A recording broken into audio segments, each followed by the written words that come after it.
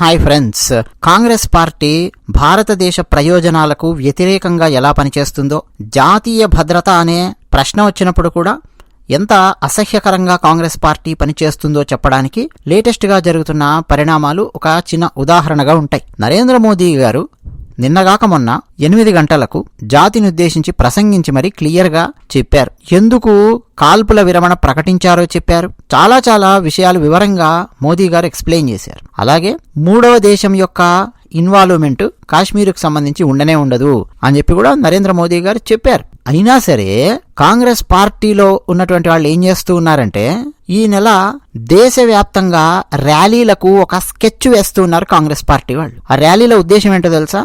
America అధ్యక్షుడు Donald Trump వ్యాఖ్యలు చేశాడు కదా, కాల్పుల విరమణ ఒప్పందం తానే కుదర్చాను అని. మరి ఆ వ్యాఖ్యల మీద ప్రధానమంత్రి నరేంద్ర మోదీ ఎందుకు మౌనంగా ఉన్నాడు, మాకు చెప్పాలి. ఇదనమాట కాంగ్రెస్ వాళ్ళ ప్రశ్న. నెక్స్ట్, ఆపరేషన్ సింధూర్ ఎందుకు నిలిపేశారో జవాబు చెప్పాలి. ఇది రెండో ప్రశ్న. ఈ రెండు ప్రశ్నలు పట్టుకుని దేశవ్యాప్తంగా ర్యాలీలు నిర్వహించడానికి కాంగ్రెస్ పార్టీ స్కెచ్ చేసింది, ఒక ప్రకటన జారీ చేసింది. ఎవరో పిల్లబచ్చాగాడు కాదు, ఎవరో పిల్లబచ్చా కార్యకర్త చేసినటువంటి స్కెచ్ కాదు. Congress general secretary Jayaram Ramesh, media ప్రచార హెడ్ పవన్ ఖేరా, వీళ్ళిద్దరూ పాత్రికేయుల సమావేశం నిర్వహించి అందులో చెప్పారు. సో ఎంత దొంగవేషాలు వేస్తోంది కాంగ్రెస్ పార్టీ చూడండి. ఏమండి, డొనాల్డ్ ట్రంప్ ఈ రోజు ఒక మాట మాట్లాడితే రేపు ఒక మాట మాట్లాడుతున్నాడు, ఎల్లుండి ఒక మాట మాట్లాడుతున్నాడు. వరుసగా మీరు 4-5 రోజుల ట్వీట్స్ భారతదేశానికి సంబంధించి ఏం పెట్టాడో డొనాల్డ్ ట్రంప్ తీసుకొని స్టడీ చేస్తే మీకు అర్థమైపోతుంది. ఒకరోజేమో నేనే మొత్తం శాంతి దూతగా ఒప్పందం కుదిర్చాను అని చెప్పి మాట్లాడాడు. మనలో చాలా మంది నమ్మాం. ఆ తర్వాత నరేంద్ర మోదీ గారు మన భారత ప్రభుత్వం ప్రకటించిన దాని ప్రకారం మనకు అర్థమైపోయింది, అసలు డొనాల్డ్ ట్రంప్ కాదు, పాకిస్తానే కాళ్ల వెళ్లాబడి బతిమాలాడింది. వాళ్ళ ఎయిర్ డిఫెన్స్ సిస్టమ్స్ ను భారత సైన్యం కొట్టేసరికి విధిలేని పరిస్థితుల్లో చేతులెత్తేసి మన భారతీయ డీజీఎంఓకి కాల్ చేశారు. ఇవన్నీ కూడా మన భారత ప్రభుత్వం ప్రకటించింది. భారత ప్రభుత్వం ఒక విషయాన్ని ప్రకటించిన తర్వాత మీరు భారత ప్రభుత్వం చెప్పేది నమ్ముతారా ఒక భారతీయులుగా, లేకపోతే వేరే దేశానికి చెందినటువంటి అధ్యక్షుడు చెప్పింది నమ్ముతారా అండి? This is called integrity, this is called sovereignty. భారతదేశ ప్రధానమంత్రి ఒక ప్రకటన ఇచ్చారు, లేదు భారతదేశ విదేశాంగ శాఖ మంత్రి ఒక ప్రకటన ఇచ్చారు. వాళ్ళు చెప్పింది మీరు నమ్ముతారా? లేదు వేరే దేశానికి చెందినటువంటి అధ్యక్షుడు వాళ్ళ దేశం యొక్క ప్రయోజనాల కోసం పనిచేస్తాడు కదా ఆ దేశ అధ్యక్షుడు, భారతదేశ ప్రయోజనాల కోసం పనిచేస్తాడా, ఆ దేశ ప్రయోజనాల కోసం పనిచేస్తాడా? తన ప్రయోజనాల కోసం తను పనిచేసుకుంటూ ఉన్నాడు డొనాల్డ్ ట్రంప్, లేదు తన దేశ ప్రయోజనాల కోసం పనిచేసుకుంటాడు, అందులో తప్పేం లేదు, అది ఆయన ఇష్టం. కానీ ఒక క్లాష్ వచ్చినప్పుడు భారత ప్రధాని చెప్పింది నువ్వు నమ్ముతావు కదా ఒక భారతీయుడిగా, అదేది కూడా కాంగ్రెస్ పార్టీలో లేదండి. పదే గుచ్చుతూ ఉన్నట్టు గద్దముక్కులేసుకొని నరేంద్ర మోదీ గారిని తూట్లు పొడిచే ప్రయత్నం చేస్తూ ఉన్నారు. అమెరికా అధ్యక్షుడు ట్రంప్ వ్యాఖ్యలపై ప్రధాని మోదీ ఎందుకు మౌనంగా ఉన్నారు అని ఆల్రెడీ భారత ప్రభుత్వం క్లారిటీ ఇచ్చింది, పక్కా క్లారిటీ ఇచ్చింది. డొనాల్డ్ ట్రంప్ అస్సలు ఈ చర్చలకు ముగింపు పలకలేదు. చర్చలలో అమెరికా కూడా పాల్గొనడం వాస్తవం, గాని అసలు అమెరికా చెప్పనే లేదు. అమెరికా చెప్పడం వల్ల సీజ్ ఫైర్ చేయలేదు. అసలు అమెరికా ఏమాత్రం భారత్ పాక్ మధ్య సయోధ్య కుదర్చనూ లేదు. పీఓకేకి సంబంధించి అసలు మేము మూడో దేశాన్ని ఇన్వాల్వ్ చేసే ప్రసక్తే లేదు. అది భారత్ పాక్ మాత్రమే తేల్చుకుంటుంది. అందులోనూ పీఓకే విషయంలో రాజీ పడేదే లేదు. ఇంత స్పష్టంగా భారత ప్రభుత్వం ప్రకటించింది. ప్రతిదీ నరేంద్ర మోదీ గారు తుమ్మిన తుమ్ము దగ్గిన దగ్గు నరేంద్ర మోదీ గారు ప్రకటించుకుంటూ కూర్చుంటారండి. అమెరికా అధ్యక్షుడు డొనాల్డ్ ట్రంప్ అలా అన్నాడు, లేకపోతే ఫలానా చైనా అధ్యక్షుడు ఇలా అన్నాడు, ఆడలా అన్నాడు, ఈడలా అన్నాడు అంటే వాళ్ళందరికీ సమాధానం నరేంద్ర మోదీ గారు ఇచ్చుకుంటే ఎందుకు కూర్చుంటారు? ఇదేమన్నా రాజకీయంగా రోజు చేసేటటువంటి పొలిటికల్ డ్రామానా, పొలిటికల్ రెటారికా? లేటెస్ట్గా విదేశాంగ శాఖ మంత్రి ఎస్ జయశంకర్ ఆయన కూడా కీలకమైన వ్యాఖ్యలు చేశారు. భారత్ పాకిస్తాన్ మధ్య ఉన్నటువంటిది ద్వైపాక్షిక అంశము. ఆపరేషన్ సింధూర్ ద్వారా భారత్ సైన్యం పాకిస్తాన్ యొక్క ఉగ్రవాద మౌలిక సదుపాయాలను ధ్వంసం చేసింది. పాకిస్తాన్ సైన్యాన్ని మేము టార్గెట్ చేయలేదు, ఉగ్రవాద కేంద్రాలను మాత్రమే లక్ష్యంగా చేసుకున్నాము, ఇదే మేము ప్లాన్ చేసుకున్నాము.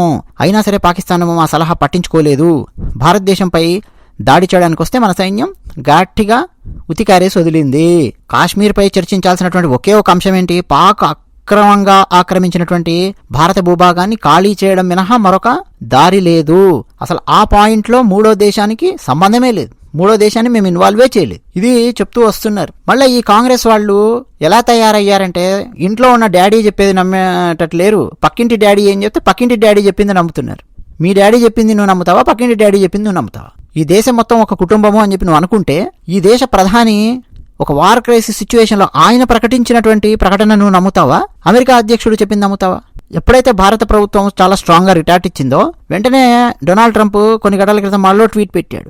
నేను అలా అనలేదు, నేను సయోధ్య కుదిర్చాను, నేనే శాంతి చేశాను అని చెప్పి నేను అనలేదు, నేనేమన్నానంటే అని చెప్పి ఇంకో రకంగా మాట మార్చి చెప్తున్నాడు ఆయన. చదవండి లేటెస్ట్ ట్వీట్స్ అన్ని. తర్వాత బిజినెస్ డీలింగ్ మాట్లాడినట్టు మాట్లాడతాడు.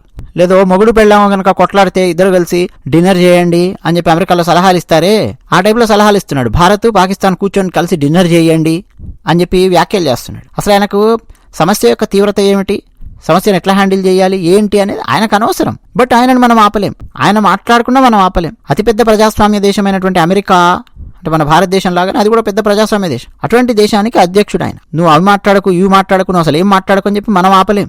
ఆయన మాట్లాడినవి ఎలా ఉన్నాయి ఎలా లేవు అన్నది ఆ దేశంలోనే ఆల్రెడీ పెద్ద చర్చ వస్తుంది. ఆల్రెడీ ఆ దేశంలో ఉన్నటువంటి వాళ్లే పెద్ద పెద్ద వ్యాసాలు రాసి ఉతికారేస్తూ ఉన్నారు డొనాల్డ్ ట్రంప్ మాట్లాడినటువంటి మాటల్ని. కొన్ని గంటల క్రితం ఒక వ్యాసం చదివాను నేను. భారతదేశం పాకిస్తాన్ చితగొట్టి పారేసింది, ఎయిర్ డిఫెన్స్ సిస్టమ్ని లేపేసింది 11 ప్రాంతాలలో, దాంతో కాళ్లబేరానికి వచ్చింది పాకిస్తాను అని చెప్పి వ్యాసాలు రాస్తున్నారు. ఎన్నో సంవత్సరాలు సైన్యంలో పనిచేసి 2-3 యుద్ధాలలో అనుభవం ఉన్నటువంటి సీనియర్స్ అమెరికాలో వాళ్ళు రాస్తున్నటువంటి వ్యాసాలు. సో ఇప్పుడు కాంగ్రెస్ పార్టీకి ఏం కావాలట, డొనాల్డ్ ట్రంప్ ఏదో వ్యాఖ్యలు చేశాడు, భారత్ పాక్ రెండింటి మధ్య కాల్పుల విరమణ తానే చేయించాను, ఒప్పందం తానే కుదిర్చాను అని చెప్పి వ్యాఖ్యలు చేశాడు.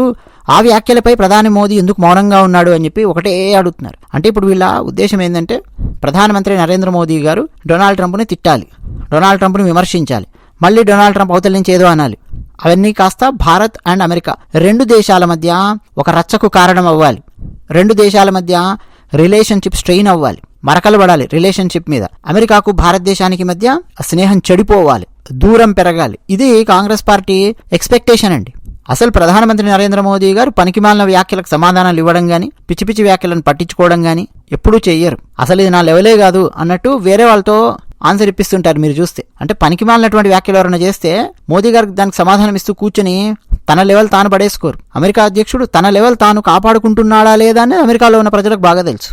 ఆయన వచ్చిన తర్వాత ఏమేం చేస్తున్నాడనే చాలా బాగా తెలుసు. చైనాతో డిష్యూమ్ అన్నాడు, మళ్ళీ ఏదో టారిఫ్లు 80% తగ్గిస్తున్నానన్నాడు, ఏంటంటో చేస్తున్నాడు ఆయన. నిలకడ లేనటువంటి మనిషి. నువ్వు ఆ మనిషి మాటలు పట్టించుకుంటావా?